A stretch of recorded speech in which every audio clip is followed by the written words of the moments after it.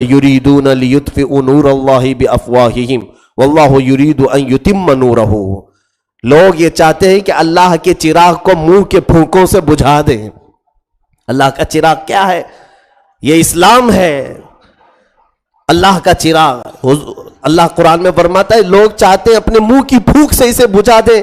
वल्लाहु युरीदु अन युतिम्म नूरहु, और अल्लाह ये चाहता है कि अपने नूर को मुकम्मल करके रहेगा। चाहे काफिर इसमें जलील हो जाएं, शर्मिंदा हो जाएं, लेकिन अल्लाह अपने चिराग की हिफाजत जरूर फरमाएगा। क्या इस्लाम हलाकू के ज़माने में ख़त्म हो गया? चंगेज़ के ज़माने में ख़त्म हो गया?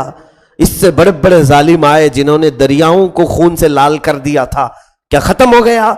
नहीं, इस्लाम उस ज़माने में भी बाकी रहा। अभी तो ये तमाम चंगेज़ और ये सारे हलाकू बहुत छोटे से हैं, बच्चे हैं, जो आज के ज़माने में तख्त पर बैठ कर उछल कूद कर रहे हैं। इन्हें खुद पता नहीं अगला साल इनके साथ क्या होने वाला है, अगले साल इनके साथ क्या हो, पता ही नहीं है। वो तो बादशाहत करते थे। और ये एक बात ये भी बता दूं, ऐसे चंगेज आते क्यों हैं? फिर ऐसे हलाकू तख्त पर बैठते क्यों हैं जो हर एक को अपने दरिंदगी का शिकार बना लेते हैं?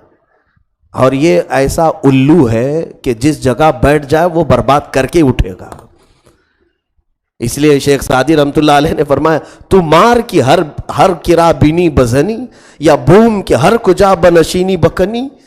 ऐसे जालिम को शेख सादी रहमतुल्लाह अलैह ने फरमाया कि तू सांप है कि जिसको देखता है डस लेता है, या उल्लू है कि जहां बैठता है उजाड़ के चला जाता है। हकीकत में ये दोनों चीजें यही है आज हमारे हुकूमतों के साथ। सांप भी है, उल्लू भी है, जिसको देख रहा है डस रहा है, और जहां बैठ रहा है तबाह बर्बाद कर रहा है। चलो ठीक है, हम सिर्फ इसको सांप और उल्लू कह करके खुश ना हो जाए। ऐसे सांप और उल्लू आते क्यों हैं? याद रखना, घर के सहन में जब कचरा झाड़ते रहोगे तो सांप नहीं आएंगे। अगर तुम्हारे आंगन में दरख्त है, पौधे हैं, और तुम्हारा उस पौधे पर अच्छा खासा ध्यान है, ख्याल है, तो उल्लू नहीं बैठेगा। जिस दिन तुम कचरा झाड़ना छोड़ दो अपने आसपास और अपने दरख्त की तवज्जो छोड़ दो, तो तुम्हारे आंगन में सहन में सांप भी घुस सकता है और दरख्त पर उल्लू भी बैठ सकता है। आज यही कैफियत होगी कि हमने तवज्जो छोड़ दी इन तमाम मामलात पर। सियासत को तो हम शजरे ममनुआ समझते हैं, मुसलमानों की कोई नुमाइंदगी नहीं। मुसलमानों का काम क्या है? वो समझते हैं कि इस पार्टी में हम थोड़े झंडे लेके जाएंगे, उस पार्टी में थोड़े झंडे, यहां से 500 ले लिया, वहां से 500 ले लिया, यही सियासत। मेरे अजीजों, इसीलिए तो तुमने खुद ऐसे गधों को सीट दे दी जिनको कुर्सी पर बैठने का तरीका भी नहीं आता, सलीका भी नहीं आता। लेकिन मैं जो बात कह रहा हूं कि ऐसे चंगेज हलाकू ऐसे क्यों आते, क्यों हैं, क्यों बैठते हैं?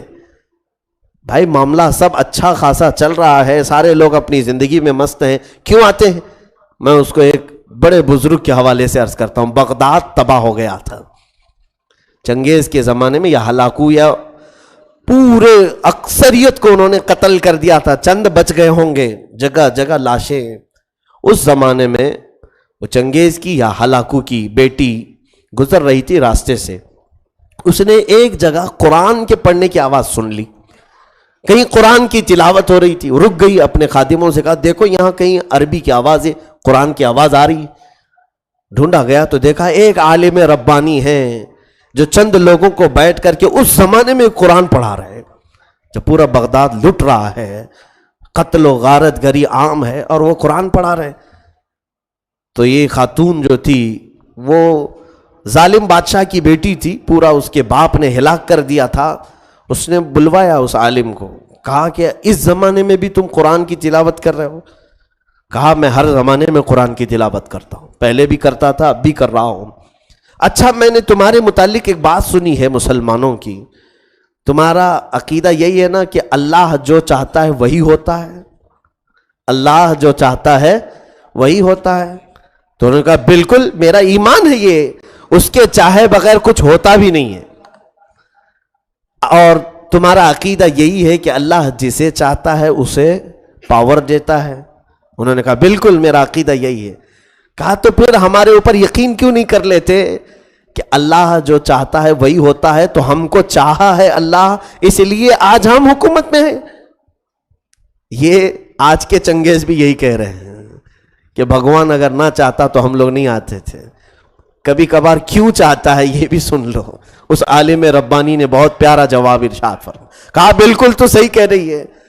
اس کو میں ایک مثال سے بتاتا ہوں. کہا بھیڑیں جو چلتی ہیں, بکریوں کا جو غول چلتا ہے, مالک ایک ہو, بھیڑیں جب راستے پر چلتی رہتی, جھنڈ کا جھنڈ جاتا رہتا ہے, لیکن جانتے ہو بھیڑیں پالنے والا جو مالک ہے وہ کتے بھی پالتا ہے, ایک دو کتے بھی اس کے ساتھ رہتے. بھیڑوں کے ساتھ کتوں کا کیا کام ہے؟ کتے کیوں رہتے ہیں؟ اس لیے کہ بھیڑیں جب چلتے چلتے ایک آدھ کوئی راستہ چھوڑ کے ادھر ادھر جائے تو کتا بھونکتے بھونکتے واپس اسے بھیڑوں میں شامل کر لیتا ہے. کتا کیا کرتا ہے؟ وہ بھونکتے ہوئے, مالک چھوڑ دیتا ہے کتے کو, جاؤ, وہ بھیڑ ادھر گئی, یہ بکری ادھر چلی گئی, کتا بھونکتے ہوئے ان بھیڑوں کو غول میں پھر سے شامل کر دیتا ہے اور پھر وہ راستے پر چلنے لگتی ہیں. اس عالم ربانی نے فرمایا یقیناً ہم امت مصطفیٰ بھولی بھیڑیں ہیں, جب صراط مستقیم سے ادھر ادھر ہٹتے ہیں اللہ تم جیسے کتوں کو ہم پر بھیجتا ہے تاکہ تم بھونک کر کے پھر سے ہمیں صراط مستقیم پر لے آؤ. آج اسی لیے یہ تمام چیزیں ہیں میرے عزیزوں, یہ تمہیں جو آنکھ دکھا رہے ہیں یا بھونک رہے ہیں اس لیے کہ تم راستہ ہٹے ہوئے ہو. واپس آ جاؤ صراط مستقیم پر. اللہ کے حبیب کا راستہ چھوڑ کر کوئی عزت ہماری نہیں ہے. ان کے جو ہم غلام تھے, خلق کے پیشوا رہے, ان سے پھرے, جہاں پھرا پھر آئی کمی وقار میں. اس مولا نے جب یہ وعدہ کیا ہے تمہارے لیے, جس کو اقبال نے یوں کہا کہ محمد سے وفا تو نے تو ہم تیرے ہیں, یہ جہاں چیز ہے کیا لوح و قلم تیرے ہیں. اس راستے کو چھوڑ کر جب بھی ہٹو گے ایسے کتے آئیں گے, بھونکیں گے, اور یہ بھی ہمارے مصلحت کے لیے مولا بھیجتا ہے کہ یہ جب بھونکنا شروع کرتے ہیں تو دیکھو کتنے تو کلمہ پڑھنے لگ جاتے ہیں, کتنے تو نماز پڑھنے لگ جاتے ہیں, کتنوں کی ٹوپیاں آ جاتی ہیں, کتنوں کے ہاتھ میں تسبیح آتی ہیں. حق ہے میرے مولا, تو تیرا ہر کام حکمت میں ہے, ہر کام تیرا حکمت سے بھرا ہوا ہے. اللہ